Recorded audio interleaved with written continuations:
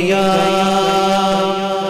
رسول اللہ وسلم علیک یا حبیب اللہ۔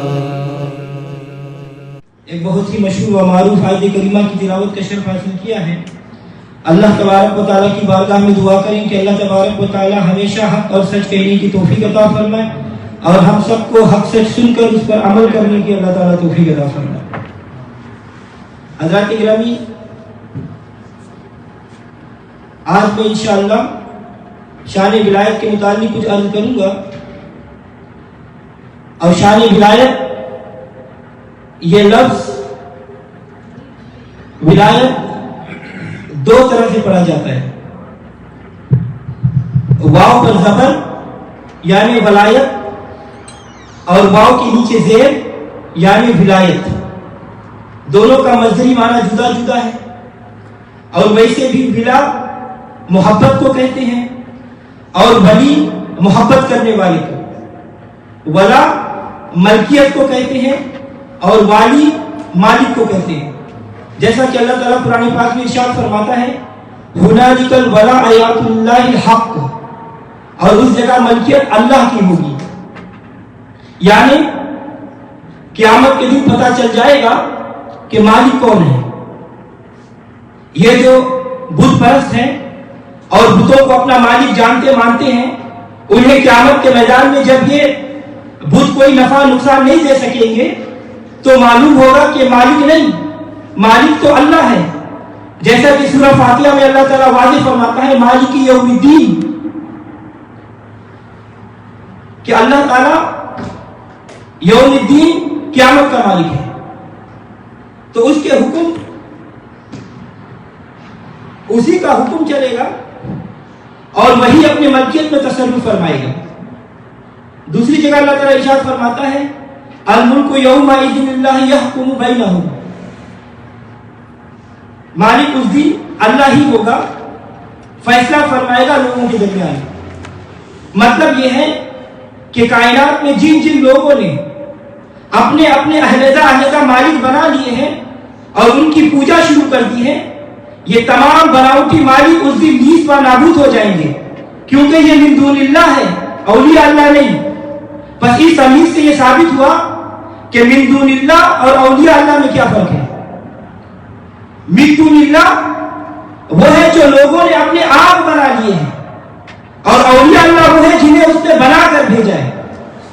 من دون اللہ کی مشرک عبادت کرتے ہیں اور اولیاء اللہ ان سے منع کرتے ہیں، لیکن افسوس ان لوگوں پر جو یا تو اس فرق کو نہیں سمجھتے یا جان بوجھ کر اولیاء اللہ کو من دون اللہ کہتے ہیں، اور یہی لوگ ساری مخلوق سے بدتر ہیں۔ بخاری شریف کی حدیث ہے حضرت ابن عمر رضی اللہ تعالیٰ عنہ ان لوگوں کو ساری مخلوق سے شریف لوگ تصور فرماتے تھے جو کفار کے مطابق نازل ہونے والی آیت مومنوں پر چسپا کرتے تھے۔ من دون اللہ کے متعلق اللہ تبارک و تعالیٰ قرآن پاک میں ارشاد فرماتا ہے ان الذین تدعون من دون اللہ لن یخلقوا ذبابا ولو اجتمعوا لہ، کہ بے شک تم لوگ عبادت کرتے ہو اللہ کے سوا جو مکھی کا پر نہیں پیدا کر سکتے، اگر یہ سب اکٹھے ہو جائیں۔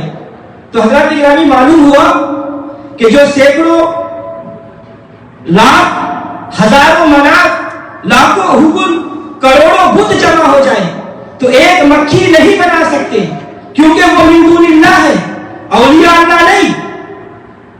اولیاء اللہ اور انبیاء اللہ سب مل کر نہیں، بلکہ ایک اکیلا نبی یہ اعلان فرماتا ہے انی اخلق لکم من طین کہیۃ الطیر فانفخوا فیہ فیکون طیرا باذن اللہ، کہ بے شک میں تمہارے لیے پرندوں کی مثل پیدا کروں گا، پھر اس میں پھونکوں گا تو اللہ کے حکم سے وہ اڑنے لگے گی۔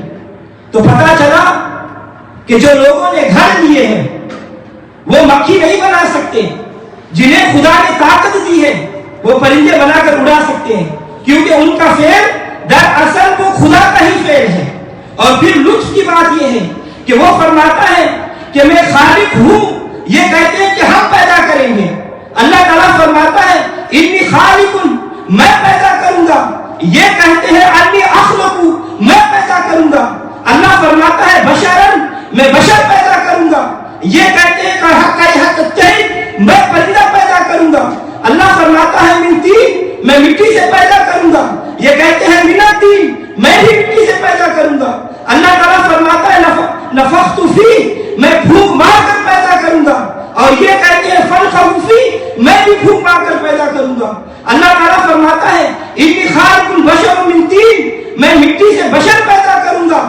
اور یہ کہتے ہیں انی اخلق لکم من طین کہیہۃ الطیر، میں بھی مٹی سے پرندہ پیدا کروں گا۔ تو فرق یہ ہے کہ میں خود پیدا کروں گا اور میرا یہ بندہ میرے اذن سے پیدا کرے گا، میرا یہ بندہ میرے حکم سے پیدا کرے گا۔ من دون اللہ مکھی نہیں بنا سکتا، اللہ کا نبی یا ولی پرندے بنا کر اڑا سکتا ہے۔ ادھر حضرت جبریل علیہ السلام حضرت مریم علیہ السلام کے پاس تشریف لائے اور فرمایا لہذا لکی غلام زکیہ، میں تمہیں ایک پاکیزہ بیٹا دے کے آیا ہوں۔ پوچھو ان مولویوں سے کیا جبریل علیہ السلام اللہ ہے؟ لا ہوا ہے، میں دینے آیا ہوں۔ پھونک ماری تو حضرت عیسیٰ علیہ السلام کی ولادت ہو گئی۔ مولویوں من دون اللہ مکھی نہیں بنا سکتا، ولی اللہ پھونک مارے تو پیغمبر کی پیدائش ہو جاتی ہے۔ پھر جبریل علیہ السلام پھونک مارے عیسیٰ علیہ السلام پیدا ہو، عیسیٰ علیہ السلام پھونک مارے تو پرندے پیدا ہو۔ مولوی کہتا ہے کہ پھونکوں میں کیا رکھا ہے؟ بات یہ ہے کہ اس کی اپنی پھونک نکل گئی، تبھی تو پھونکوں کا ممکن ہے۔ قرآن پاک میں اللہ تعالیٰ ارشاد فرماتا ہے، حضرت ابراہیم علیہ السلام نے فرمایا رب الذی یحیی و یمیت، میرا رب وہ ہے جو زندہ کرتا ہے اور موت دیتا ہے۔ یعنی اللہ کی شان یہ ہے کہ یحیی وہ مردہ زندہ کرتا ہے۔ ادھر عیسیٰ علیہ السلام فرماتے ہیں وَأُحْيِي الْمَوْتَ بِإِذْنِ اللَّهِ، میں اللہ کے حکم سے مردہ زندہ کرتا ہوں۔ فرق یہی ہے کہ وہ خود زندہ کرتا ہے اور یہ اللہ کے حکم سے زندہ کرتا ہے۔ من دون اللہ مکھی نہیں بنا سکتا، اللہ کا نبی یا ولی مردے زندہ فرما سکتا ہے۔ ادھر بنی اسرائیل میں کسی شخص کا قتل ہو گیا، قاتل کا پتہ نہیں چل رہا، اللہ نے فرمایا کہ فلاں گائے ذبح کرو اور اس کا خون اس مردے کو لگاؤ، وہ زندہ ہو کر بتائے گا کہ مجھے کس نے قتل کیا ہے۔ اللہ تعالیٰ قرآن پاک میں ارشاد فرماتا ہے کذالک یحیی اللہ الموتى، میں اس طرح بھی مردہ زندہ کرتا ہوں کہ گائے میرے ولی کی ہوتی ہے، اس کے وسیلے سے میں مردہ زندہ کر دیتا ہوں۔ تو یہ وہابی دیوبندی بتائے کہ کیا گائے اللہ ہے یا من دون اللہ؟ ولیوں کی تو گائے بھی مردہ زندہ کرنے کو کافی ہے۔ ادھر ابراہیم علیہ السلام نے عرض کی رب ارنی کیف تحیی الموت، یا اللہ مجھے دکھا کہ مردہ کیسے زندہ کرتا ہے۔ اللہ تبارک و تعالیٰ نے فرمایا کیا تجھے اس پر ایمان نہیں؟ ابراہیم علیہ السلام نے فرمایا یا اللہ ایمان ہے، لیکن میں اطمینان قلب کے لیے دیکھنا چاہتا ہوں۔ اللہ تعالیٰ نے فرمایا فخذ اربعۃ من الطیر، 4 پرندے لے لو، انہیں ذبح کرو اور پھر اس کا گوشت چاروں کو ملا لو، پھر اس کے 4 حصے کر کے پہاڑوں کے چاروں کونے پر رکھ دو اور پھر اپنی جگہ پر آؤ، ثم ادعوہن یأتینک سعیا، پھر انہیں آواز دو تو وہ دوڑتے ہوئے تمہارے پاس آ جائیں گے۔ وہابی دیوبندی یہ بتائے کہ ابراہیم علیہ السلام کیا اللہ ہے یا نبی اللہ؟ من دون اللہ مکی نہیں بنا سکتا، خلیل اللہ مردہ پرندوں کو آواز دے اور اپنے پاس بلا سکتا ہے۔ یہی فرق ہے من دون اللہ اور اولیاء اللہ کا۔ تو حضرات گرامی، تو میں عرض کر رہا تھا کہ اگر واو پر زبر یعنی ولایت پڑھا جائے تو اس کا معنی ملکیت ہے، اور ملکیت قیامت کے دن اللہ تعالیٰ کی ہوگی۔ اور اسی بات کو دلیل بنا کر یہ وہابی دیوبندی کہتے ہیں کہ جی قیامت کے دن نبی یا ولی کچھ نہیں کر سکتے، انہیں کوئی اختیار نہیں ہوگا۔ حالانکہ اللہ تعالیٰ قیامت کے بارے میں، قیامت کے دن کے بارے میں اللہ تعالیٰ ارشاد فرماتا ہے اَنَّ يَوْمَئِذٍ بَعْضُكُمْ لِبَعْضٍ عَدُوٌّ إِلَّا الْمُتَّقِينَ، کہ گہرے دوست اس روز ایک دوسرے کے دشمن ہوں گے بجز اس کے جو متقی اور پرہیزگار ہے۔ اور حدیث پاک میں موجود ہے کہ جس وقت جنتی جنت میں اور جہنمی جہنم میں جا رہے ہوں گے تو ایک آدمی جو جہنمیوں کے صف میں ہوگا، جنتیوں میں سے ایک ولی کو پکار کر کہے گا کہ حضور کیا آپ نے مجھے پہچانا نہیں؟ میں وہی ہوں جس نے آپ کو ایک مرتبہ پانی پلایا تھا، آج آپ جنت میں جا رہے ہیں اور ہم جہنمیوں کے صف میں کھڑے ہیں۔ اور اسی طرح ایک اور آدمی ایک اللہ کے ولی سے عرض کرے گا حضور میں وہی ہوں جس نے آپ کو ایک مرتبہ وضو کرایا تھا، حضور آج آپ مجھے بچائے۔ تو وہ درویش، وہ اللہ کا ولی اللہ کی بارگاہ میں ہاتھ اٹھائے گا، وہ دعا کرے گا اور اس کی شفاعت کرے گا، اور اللہ تعالیٰ فرمائے گا کہ اس کی شفاعت قبول ہے، تمہیں جنت میں لے جاؤ۔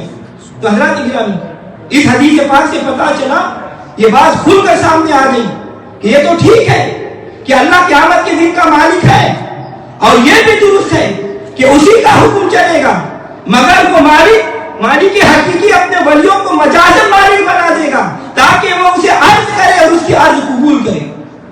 تو حضرات گرامی، تو یہ معنی ملکیت اس وقت تھا جب واو پر زبر ہو، یعنی ولایت، اور اگر واو کے نیچے زیر ہو یعنی لفظ ولایت، اگر واو کے نیچے زیر ہو تو اس کے کئی معنی ہیں، مثلا قربت، نصرت، محبت اس کے مشہور معنی ہیں، اور اس لحاظ سے ولی کے بھی معنی ہوں گے، کئی معنی ہوں گے، مثلا قریب، مددگار، محب، محبوب، جس کی مدد کی گئی، جس کے قریب ہوا، یہ سب معنی ولی کے ہوں گے، کیونکہ ولی صفت مشبہ کا صیغہ ہے، اور صفت مشبہ کبھی اس میں فاعل پر آتی ہے، کبھی اس میں مفعول پر، اور اسی لحاظ سے ترجمہ کیا جائے گا۔ اگر ولی صفت مشبہ علی اسم القائل ہو تو اس کا معنی قریب ہوگا، تو اولیاء اللہ کا معنی ہوگا کہ وہ لوگ جو اللہ کے قریب ہیں۔ مطلب یہ ہوا کہ تمام اولیاء کاملین اللہ تبارک و تعالیٰ کے قریب ہیں۔ تو حضرات گرامی، اللہ تبارک و تعالیٰ فرماتا ہے اللہ ولی الذین آمنوا، اللہ ایمان والوں کا مددگار اور ان کے قریب ہے۔ تو ثابت ہوا کہ اللہ اولیاء کے قریب ہے، حالانکہ اللہ تعالیٰ فرماتا ہے وَنَحْنُ أَقْرَبُ إِلَيْهِ مِنْ حَبْلِ الْوَرِيدِ، اور ہم اس سے شہر رگ سے بھی زیادہ نزدیک ہیں، یعنی کہ اللہ تعالیٰ ہر انسان کے شہر رگ سے بھی زیادہ قریب ہے۔ اور شیخ سعدی شیرازی رحمۃ اللہ علیہ آپ مبارک نے فرمایا کہ دوست مجھ سے بھی زیادہ میرے نزدیک ہے، تحجب اس پر ہے کہ میں اس سے دور ہوں، میں کیا کروں اور کس سے یہ بات کہوں کہ محبوب تو میرے آغوش میں ہے اور میں ہجر کی سختیاں برداشت کر رہا ہوں۔ تو پتا چلا کہ اللہ تعالیٰ تو ہر ایک کے قریب ہے، اللہ تعالیٰ ہر ایک کے قریب ہے، مگر ہر کوئی اللہ کے قریب نہیں، اللہ کے قریب کے اولیاء اکرام ہی ہے۔ تو نتیجہ یہ نکلا کہ یہ اللہ کے قریب، اللہ ان کے قریب، یہ اللہ نہیں مگر اللہ کے قریب ہے، اور ان سے عرض کرتے ہیں کہ اے مولا تو قادر ہے، اے مولا تو قدیر ہے، اے مولا تو علیم ہے، اے مولا تو خبیر ہے، اے مولا تیری شان بڑی ہے، ہماری اگرچہ یہ شان نہیں لیکن جتنا تو ہمارے قریب ہے اتنا ہی ہم بھی تیرے قریب ہیں۔ مثال کے طور پر آپ میں سے کوئی آدمی میرے قریب آ کر مجھ سے کہے کہ مولانا میں آپ کی طرح عالم نہیں، میں آپ کی طرح فاضل نہیں، میں آپ کی طرح خطیب نہیں، میں تو ایک عام سا گنہگار سا آدمی ہوں، مگر دیکھ لو جتنا آپ میرے قریب ہیں اتنا ہی میں بھی آپ کے قریب ہوں۔ اسی طرح اولیاء کاملین اگرچہ الہ نہیں، اگرچہ خدا نہیں، لیکن جتنا وہ الہ اور خدا ان کے قریب ہے اتنا ہی یہ بھی ان کے قریب ہے۔ تو حضرات گرامی اس بات کو سمجھو کہ ولی خدا نہیں، خدا کے قریب ہے۔ اسی لیے اللہ فرماتا ہے کہ اے میری رحمت کے متلاشیوں، آؤ اگر میری رحمت کو ڈھونڈنا چاہتے ہو تو میرے ولیوں کی بارگاہ میں آؤ اور میری رحمت ان سے ملے گی۔ ان رحمت اللہ قریب من المحسنین، بے شک اللہ کی رحمت قریب ہے نیکوکاروں سے۔ تو اللہ کی رحمت ہر عام انسان سے نہیں ملتی، صرف اولیاء کاملین سے ملتی ہے، کیونکہ ہر بندہ اللہ کے قریب نہیں، صرف اولیاء اکرام ہی ان کے قریب ہے۔ اللہ کی رحمت اللہ والوں سے ملے گی، جیسے دہی دودھ والے سے ملے گی، سونا چاندی والوں سے ملے گی، مال و منال والوں سے ملے گی، ایسے ہی اللہ بھی اللہ والوں سے ملتا ہے۔ اللہ کی رحمت بھی اللہ والے سے ملتی ہے۔ اللہ کیے جانے سے اللہ نہ ملے، اللہ والے ہیں جو اللہ سے ملا دیتے ہیں۔ حضرات کرام توجہ چاہوں گا، اگر صرف عبادت اور ریاست اور اللہ کرنے سے کوئی اللہ والا بن سکتا تو شیطان سب سے بڑا ولی ہوتا، جس نے 6 لاکھ برس اللہ کی، مگر اس نے اللہ والے کا انکار کیا اور وہ آدم علیہ السلام کی عظمت کو تسلیم نہیں کر سکا، اس لیے اللہ تعالیٰ کی بارگاہ سے نکال دیا گیا۔ تو اللہ کی رحمت کیونکہ اولیاء کرام کاملین کے قریب ہے اور ان کے پاس ہے، اس لیے ہم ان مقامات پر حاضر ہوتے ہیں جہاں یہ اولیاء کاملین جلوہ فرما ہو یا اپنی قبر میں جلوہ فرما ہو۔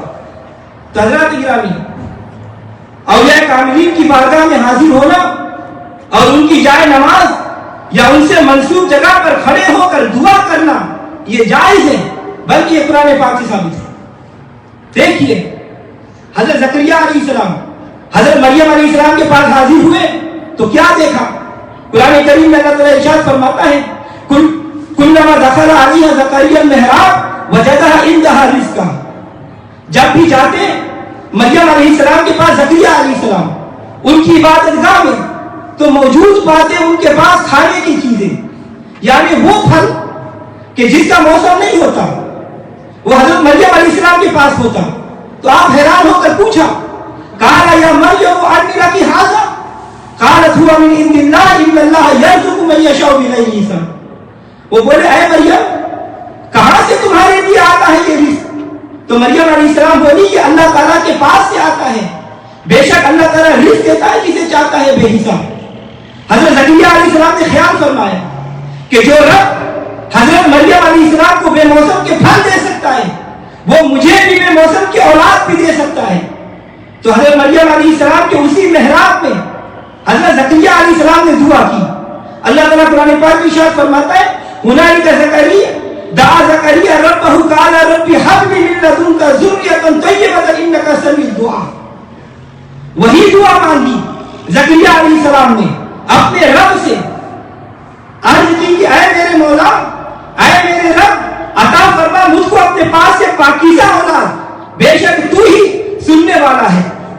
تو حضرات گرامی توجہ چاہوں گا یہاں پہ رب ہنالک نے یہ ثابت کیا کہ حضرت زکریا علیہ السلام اس حضرت مریم علیہ السلام سے منسوب مقام سے ادھر ادھر نہیں ہوئے بلکہ اسی جگہ دعا مانگی۔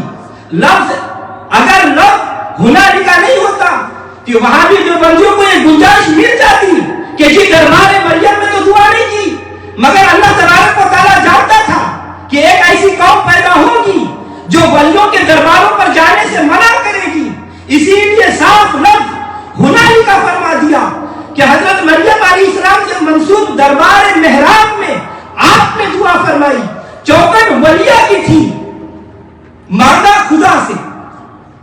تو حضرات گرامی یہی ہم اہل سنت و جماعت کا مسلک ہے کہ یہ اولیاء کاملین اللہ کے قریب ہیں اور اللہ کی رحمت ان کے قریب ہے، لہذا ان کی بارگاہ میں جا کر ان کے وسیلے سے جو دعا مانگو گے وہ قبول ہوگی۔ اور حضرت زکریا علیہ السلام نے اللہ کی ولیہ کے دربار میں جب اللہ تبارک و تعالیٰ سے بیٹا مانگا تو اسی وقت بیٹا مل گیا۔ قرآن کریم میں اللہ تعالیٰ ارشاد فرماتا ہے فَنَدَيْنَهُ الْمَلَائِكَةُ وَهُوَ قَائِمٌ يُصَلِّي فِي الْمِحْرَابِ أَنَّ اللَّهَ يُبَشِّرُكَ بِيَحْيَىٰ۔ پھر آواز دی ان کو فرشتوں نے جبکہ وہ کھڑے نماز پڑھ رہے تھے عبادت گاہ میں، بے شک اللہ تعالیٰ خوشخبری دیتا ہے آپ کو یحییٰ کی۔ ابھی دعا کے بعد نماز کے قیام ہی میں تھے، رکوع میں بھی نہیں گئے تھے کہ فرشتوں نے پکار کر حضرت یحییٰ علیہ السلام کی بشارت دے دی۔ آپ وہاں بھی جو بندی سے پوچھو کہ اللہ تبارک و تعالیٰ نے کیوں نہیں فرمایا کہ تو اس جگہ سے ہٹ کر خارج میری مسجد میں آ کر مجھ سے مانگو، کیونکہ اللہ تعالیٰ خود قرآن پاک میں ارشاد فرماتا ہے ان المساجد اللہ فلا تدعوا مع اللہ احدا، اور بے شک مسجد خاص اللہ کے لیے ہے، بس نہ عبادت کرو اللہ کے ساتھ کسی اور کی، نہیں ہرگز نہیں، ایسا نہیں فرمایا، بلکہ اسی مقام پر آپ کو حضرت یحییٰ علیہ السلام جیسا نبی فضل عطا فرما دیے۔ تو حضرات گرامی معلوم ہوا کہ اولیاء کاملین کے درباروں پر جانا اور وہاں جا کر دعا کرنا یہ حضرت سیدنا زکریا علیہ السلام کی سنت ہے، بدعت نہیں۔